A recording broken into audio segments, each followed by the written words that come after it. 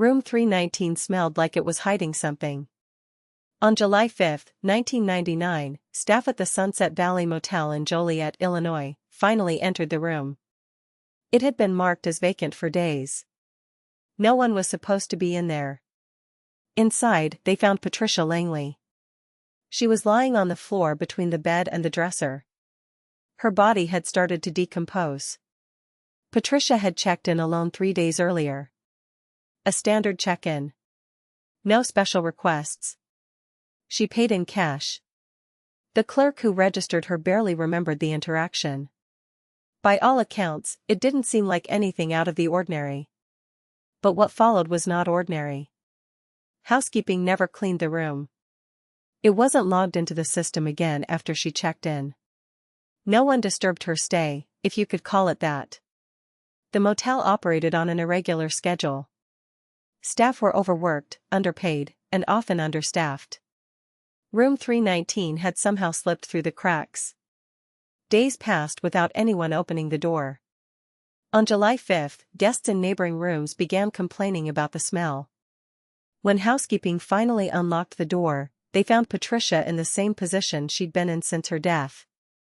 She had died alone, unnoticed. The police arrived within an hour. Room 319 was taped off. Statements were taken. It was unclear how Patricia had died. There were no obvious signs of violence. The room wasn't in disarray. Nothing seemed stolen. Her purse was on the bedside table. Inside, there was an ID, some makeup, around $62 in cash, and a room key. On the bathroom counter were an open box of sleeping pills and a half-empty water bottle. The first theory was suicide. There was no note, but the sleeping pills suggested a possible overdose. The coroner began his work that evening. The autopsy report only complicated matters. There were trace amounts of the sleeping pill, yes, but not enough to be fatal. No other drugs were found in her system. Alcohol wasn't a factor. Patricia's body showed some bruising, but nothing significant enough to suggest a physical struggle. There were no broken bones, no strangulation marks. No conclusive cause of death.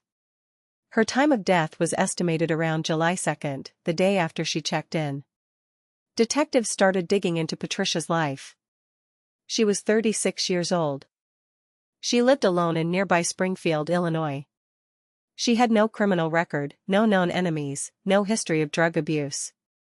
Friends described her as quiet and sweet. Reliable. Predictable. She hadn't told anyone she was planning to drive to Joliet. She hadn't told anyone why. When the police questioned the motel staff, they uncovered a detail that no one could explain. Patricia had requested room 319 specifically.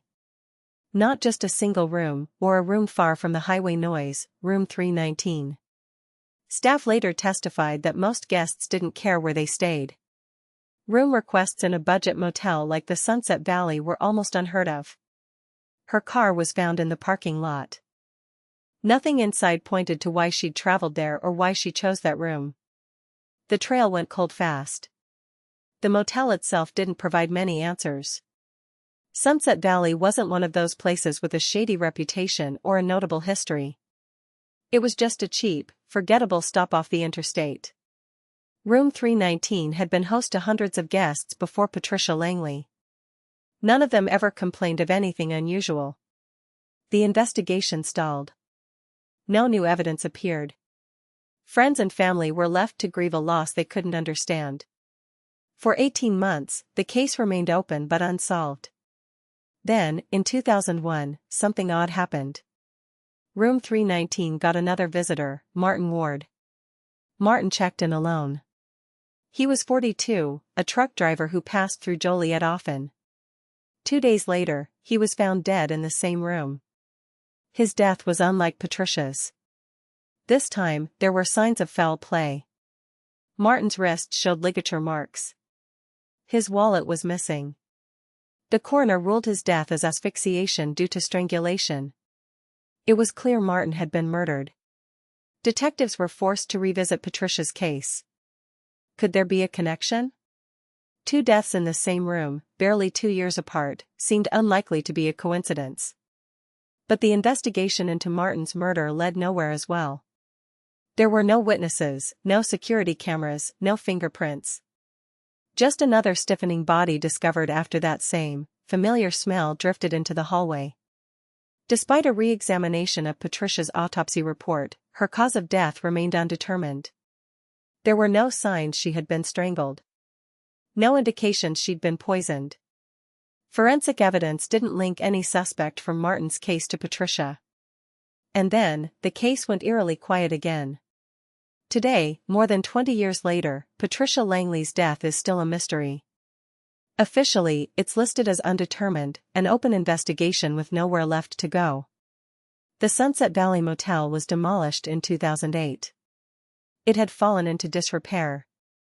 The land it once stood on is now an empty lot, overgrown with weeds. What happened in room 319 may never be fully known. Whether Patricia Langley's death was a tragic accident, a quiet suicide, or a calculated murder, no one has been able to say. And as for Martin Ward, his killer was never brought to justice. Some say it's just a coincidence. That 2 deaths in the same room mean nothing. Others say room 319 wasn't just a room. It was an opportunity. A perfect place to disappear someone. Or, sometimes, the simplest explanation is the truth: when no one is paying attention, terrible things can happen.